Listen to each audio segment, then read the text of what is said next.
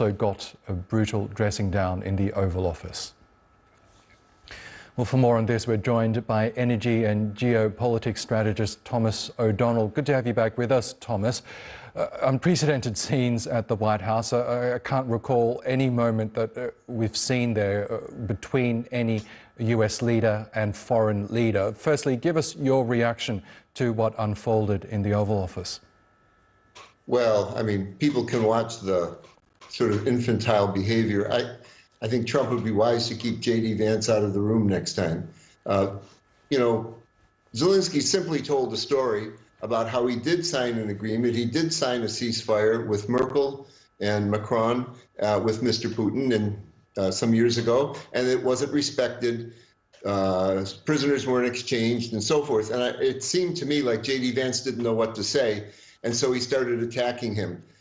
And then it degenerated into an infantile sort of behavior on Vance's part. So look, I think what's important here as an analyst, what is going on? What is the United States up to? What does Trump want?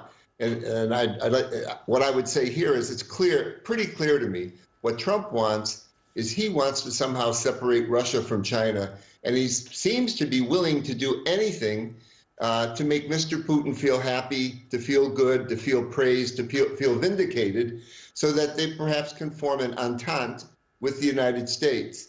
At best, I think this is something that's going on, because right now he's going to have a very difficult time. He promised to get a deal in 24 hours. He would have had a deal to end the war, and he's completely unable to do that. Putin's advancing on the battlefield, and he's not about to talk. So he's doing everything he can to praise Putin, to make the Russians, as your report just show, in Moscow, feel very happy.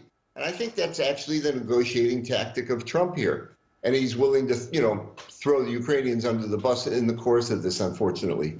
Yes, it's interesting you mentioned JD Vance's role, because before the vice president chimed in, things were relatively calm, and it seemed that JD Vance ratcheted up the tensions with his input. But in terms of what we were supposed to see during this visit, that was the rare earths mineral deal signed between the two countries that would have given the US access to Ukraine's minerals, Trump suggesting that perhaps that could help recoup some of the hundreds of billions that the US has given in aid to Ukraine's war effort. Do you think we'll see that happen when tensions calm down?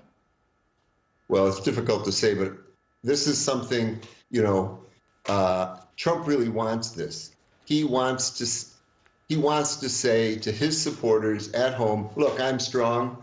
I'm going to make the Ukrainians agreed to pay. Now, Zelensky, quite rightly, resisted. What kind of an agreement are you talking about? First, he was talking $500 billion, way beyond anything that anybody has given Ukraine.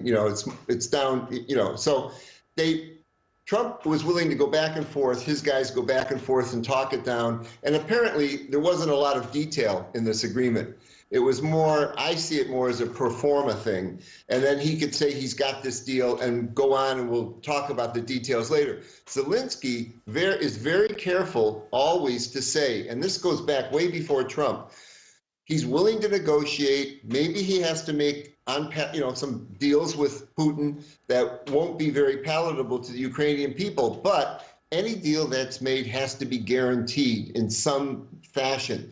And he would like to have the Americans say, in return for this great deal on minerals, which is very vague, say something very vague, that you're going to vaguely give us a guarantee even. And that's, I think, where this fight with JD Vance got going. Vance stepped in because Zelensky gave a history of how he had signed deals before, and no one was willing to guarantee it. The French, the Germans didn't guarantee it, and so, or anybody.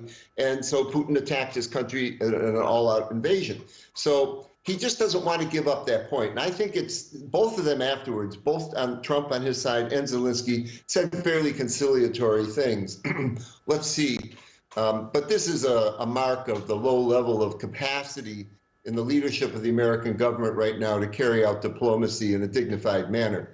I'm not even criticizing what his policy might be with Russia versus China, whether that's wise or not. I'm just being able to carry out these things in a dignified manner. Okay, Thomas O'Donnell, we'll have to leave it there, but great to get your thoughts as always. Thank you. Thank you.